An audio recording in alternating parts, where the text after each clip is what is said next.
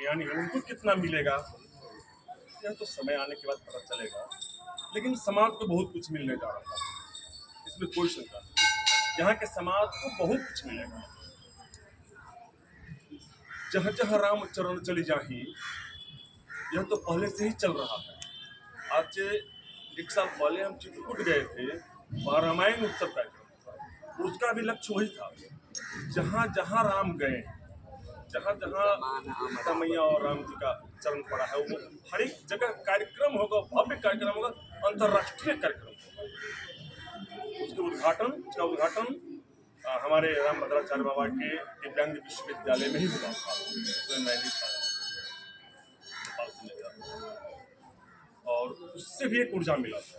आज असली ऊर्जा मिल रहा है। जब हमको बताया हमको कि ऐसे कार्यक्रम है, वास्तव में भौतिक रूप में यहाँ हम लोग सीता जी को तो जानते हैं, मंदिर को लेकर के, यहाँ लोड़ा धाम को लेकर के जानते हैं, लेकिन सीता जी का जो कहाँ चरण पड़ा है, इस पर ज्यादा खोज नहीं हो पाया। अभी हम राकेश जी लोग बात कर रहे थे कि कुछ जो अनुसंधान करता लोग हैं, जो खास करके ज्योतिष शास्त्र से जुड़े, कुछ जो भौतिक रूप से रिसर्च कर रहे हैं, और कुछ जो आध्यात्मिक, इन लोगों को जुड़ना होगा। सीता जी को खोजने के लिए, उनके चरण स्पर्श कहाँ कहाँ हुआ है, उसको खोजने के लिए इस तरह से आगे बढ़ना होगा। धारयति इति धर्मः बोलते हैं कि जो धारणीय है, जिसको हम धारण करेंगे, हमको करना चाहिए, धर्म वही है। तो उसका भी 2 पैदान हम लोग मानते हैं, 2 पैर मानते हैं। जो जहाँ हम लोग बैठे हुए हैं, जो मंदिर सांस्कृतिक, हमारा जितना भी सांस्कृतिक क्रियाकलाप है, चंदन लगाए हुए, यह धर्म के सांस्कृतिक पक्ष है। इसको हम लोग ऐसे लेते हैं कि बाहरी पक्ष, जिसको पकड़ सकते हैं, देख सकते हैं, समझ सकते हैं। और धर्म का एक पक्ष जो अदृश्य है, जैसे जड़ अदृश्य होता है पेड़ का, वो है अध्यात्म। तो दोनों में से एक भी कट जाए तो अधूरा और लंगड़ा हो जाए। सांस्कृतिक रूप में हिंदू सनातन संस्कृति, और सनातन कहे और हिंदू कहे, आप जो कह दीजिए, आपको हर एक जगह, हर एक गांव में मिल रहा है। हम आप जुड़े हुए हैं। आध्यात्मिक रूप से हम लोग टूट, जो प्राण है हम लोग उससे टूटे, और यही कारण है कि कोई आता है, हम पर आक्रमण कर देता है और हम बैठे रह जाते हैं,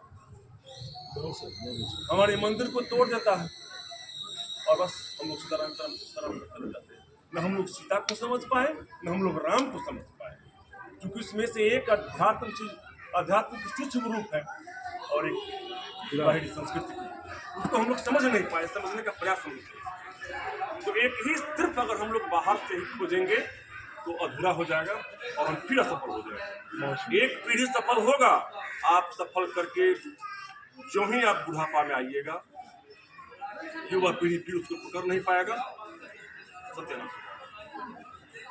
तो अभी हम राकेश जी चिंता कर रहे थे कि हो सकता है ऐसा कि कुछ जगह हम लोग चले। यहाँ एक जगह है महोदरी, पोखरी के बारे में चर्चा की है। आप जाइएगा यहाँ से मटिहानी, वहाँ आपको रास्ते में एक पोखरी मिलेगा, जल सागर। वहाँ 5 मिनट रुकिएगा, गाड़ी को रुकिएगा वहाँ जल सागर, तो वहाँ देखिए कि वहाँ पर ऊर्जा है कि नहीं। गाड़ी से उतर के 2 मिनट वहाँ खड़ा हो जाइए और सिर्फ मौन होकर के देखिए, वहाँ ऊर्जा है। यही महोदरी के बारे में हम बोले। ठाड़ी पोखरी है यहाँ पर नजीक में, चर्चा कर रहे थे ठाड़ी पोखरी के बारे में। वहाँ अगर 10 मिनट बैठ जाया जाए सुबह में, थोड़ा सा भी जिसको ध्यान का अनुभव हो तो पकड़ लेगा कि यहाँ पर दिव्य शक्ति है, कुछ चीज है यहाँ, कुछ कशिश है यहाँ। और कशिश ऑटोमेटिक पैदा नहीं होता है, कशिश पैदा किया जाता है। जैन के यहाँ बगल में, हमारे यहाँ मलिवाड़ा के है, मलिवाड़ा के, ये मल्लीनाथ के गांव के हैं लोग, जैन तीर्थंकर में से नौवे गुरु, जैन के तीर्थंकर में जी वो मल्लीनाथ, हम लोग उधर से ले रहे हैं इसको। चूंकि मलिवाड़ा, वहां पर एक मंदिर है, जीवंत मंदिर, शक्ति उस मंदिर के पास, जमीन पे, वहां मिट्टी में ताकत है। तो मिट्टी में ताकत किसी एक व्यक्ति से पैदा करने से नहीं हो जाता। जो समेत पर्वत है, जो यहाँ आपको जैनियों का जो तीर्थ स्थल है हमारा प्रयागराज जैसे, वहां पर 24 तीर्थंकर से 22 तीर्थंकर वहीं पर जाकर शरीर त्याग किए, उस जगह को चार्ज किया है उन्होंने। लेके तो हमारे अब अंदाज किया जाए कि इस बगल में जहाँ सीता जन्म ले सकती हो धरती को तोड़ करके, क्या वह जगह साधारण रहा होगा? क्या हम लोग नेपाली इधर बोलते हैं एरू गेरू नत्थु खेरू। आप किसी बधशाला में ध्यान कर पाएंगे? अगर थोड़ा सा भी ध्यान का अनुभव हो तो किसी बधशाला के पास आप ध्यान नहीं कर पाएंगे, और अगर बधशाला के नजीक में ध्यान करेंगे तो आप भी हत्यारा हो जाएंगे, क्योंकि ध्यान के समय पूरा शक्ति मतलब खींचता है। ध्यान करने वाला आदमी पूरे अपने वातावरण को खींचता है अपने भीतर, तो बधशाला के पास तो वही रहेगा ना, हत्या हिंसा मारकाट वही आप खींच लीजिएगा।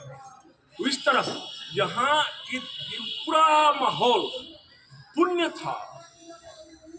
पुण्यारायण आप बोल दिए पहले ही, इसीलिए ना पुण्य चेतना को खींच के लाया है। यहाँ सीता को जन्म लेना पड़ा, यहाँ वैसे ही नहीं हो पाया है।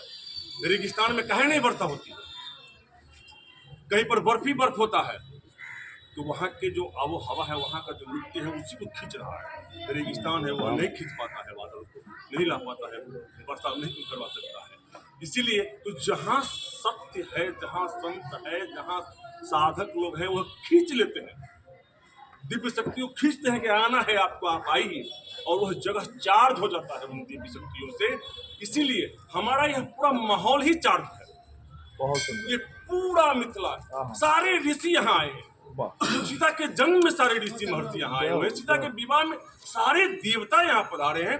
वो बधशाला में नहीं जा सकते थे, देवता को आप बधशाला में नहीं ले जा सकते हैं, नरक में नहीं ले जा सकते, वो नहीं जाएंगे गंदगी में।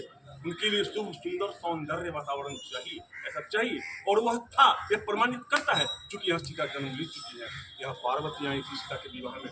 यहाँ कौन, अब किसको मैं कहूँ कि कौन नहीं आए थे यहाँ? तो ताकत तो है इस मिट्टी में, लेकिन कालखंड सब पर भारी पड़ता है। तो उस कालखंड में हम लोग कमजोर हुए, विदेशी आक्रांताओं को हम लोग जवाब नहीं दे पाए, अथवा हम लोग भटक गए गीता के चक्कर में। निष्काम कर्म अर्थात छोड़ दे, काम करना ही नहीं है, और समझाया नहीं गया ठीक से।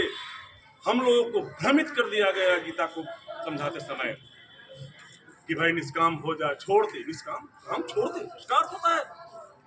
और जब अपव्याख्या होता है धर्म का, तो चूंकि आप गलत चीज को जब धारण कीजिएगा, धर्म शुरू में बोले कि जो धारणीय है, जो हमें और हमारे पूरे समाज को, वंश को, पूरे धरती को कल्याण में बना दे, वही ना धारणीय हो सकता है। तो जो धारणीय है उसको अगर आप व्याख्या करके और गलत ढंग से हमको गलत चीज को हमको धारण करा देंगे, तब तो होगा ही आत्मविनाश होगा। और वही आत्मविनाश हुआ। सोमनाथ मंदिर को तोड़ दिया और हजारों नागा साधु बैठे रह गए कि भगवान खुद को बचा लेंगे, और ये नहीं समझ पाए कि भगवान उनके भीतर भी थे, नहीं पकड़ पाए। यह होता है। इसीलिए हम लोग चर्चा कर रहे थे कि अगर हम जड़ पे काम करना चाहते हैं, हमारे यहाँ हमारे समाज को मैं निवेदन करना चाहता हूँ कि यहाँ हर जिला में एक आचार्य कुलम या गुरुकुलम होना चाहिए, जो हमें जड़ से जोड़े, भीतर से हमें जोड़े, हमारे संतानों को, हमारे आने वाले पीढ़ी को उसको पता तो चले कि हमारी संस्कृति जिसमें मैं जन्म लिया हूँ, मैं पढ़ा हूँ, मैं पला हूँ, वह क्या है। आज गायत्री मंत्र मैंने देखा है अपने जीवन में, जो 80-90 वर्ष के होकर के वो स्वर्गीय हो चुके हैं, हो गए स्वर्गीय, और जब उनसे बात हुई तो जिस प्रकार से बोले गायत्री मंत्र को हम ऐसे बोलते थे, हम बोले कि आप कितने को जन्म दिए होंगे, कितने को आपने मंत्र बताया होगा, बताइए क्या सत्यानाश कर दिया। तो मंत्र का उच्चारण नहीं हम लोग कर पा रहे। तो जब मंत्र का उच्चारण हम शुद्ध नहीं कर पाएंगे तो शक्ति मिलेगी, हाँ मिलेगी शक्ति, वही हिंसा होगा, क्योंकि अब वह मंत्र डिस्टर्ब हो चुका है। उस मंत्र से जो ध्वनि और जो ऊर्जा पैदा होना चाहिए, वह ऊर्जा अब खंडित ऊर्जा है, और खंडित ऊर्जा से खंडित मानसिकता का जन्म होगा। और खंडित मानसिकता से वातावरण खंडित हो जाएगा, हमारा जीवन और पूरा संस्कृति, पूरा सारा सिस्टम हमारा खंडित हो जाएगा। इसलिए सीता जी अब यहाँ नहीं है शरीर में, यह बहुत मूल्य नहीं है, बहुत मूल्य। छांदोग्य उपनिषद की एक चर्चा को मैं 1 मिनट में करके अपनी वाणी को विश्राम दे देता हूँ। छांदोग्य उपनिषद में एक चर्चा है कि पूरी ब्रह्मांड का जो रस है, धरती का जो रस है अर्थात निचोड़, जल का जो रस है वह जड़ी बूटी अर्थात जिसमें जो भी हम खाते हैं, अन्न फल फूल जड़ी बूटी, और उसका जो रस है वह हम मानव का जो रस है वाणी, वाक, और वाक का भी जो रस है, जो निचोड़ है वह है ऋक, मंत्र, और मंत्र का भी जो रस है, निचोड़ है, वह है उद्गीत, ओंकार, और वही ओंकार ईश्वर। तो थोड़ा सा मैं यहाँ लाने इसको रखने का कारण है कि सबका रस ओंकार है, सब ओंकार में समाहित है। तो जिस दिन हमारा साधना शक्ति सफल हो जाएगा उस दिन ओंकार में से हम पुनः सीता को निकालेंगे, क्योंकि सीता भी उस ओंकार में है, कहीं गई नहीं। उनका सारा ऊर्जा, राम की सारा ऊर्जा, हमारे सारा वेद, सारा पुराण, चाहे कितना भी जला दे, तक्षशिला को जला दे, नालंदा को जला दे, कोई फर्क नहीं पड़ेगा, फिर उस ओंकार से निकल जाएगा। लेकिन उस ओंकार से निकालने के लिए जो साधना शक्ति चाहिए हमारे संतानों में, हमारे बच्चों में, हमारे युवाओं में, उसके लिए माहौल है, उस पर भी ध्यान दिया जाए। मेरा केंद्र क्योंकि हम जड़ से निकाल लेंगे, और इस तरह मैं इसको यहाँ पानी को विश्राम करना चाहूँगा, और क्योंकि मैं अंत नहीं करता किसी चीज़ को, अंत होता ही नहीं है, इसलिए अंत नहीं करता, विश्राम हो। और यहाँ हमारे सारे प्रणाम करता हूँ, पुनः आपको पुनः स्वागत आप लोगों को, और 24 घंटा आप लोगों के अभियान के साथ मैं हूँ ही। मेरा पूरा फेसबुक वाल दुनिया जहाँ सभी से भरा रहता है। तो शुभ हो और शुभ होगा ही, क्योंकि हम सत्यम शिवम सुंदरम के पास हैं और सत्य के साथ हैं, तो सत्य शिव है और शिव ही शुभ है, तो शुभ ही शुभ है। शुभे हो शुभे।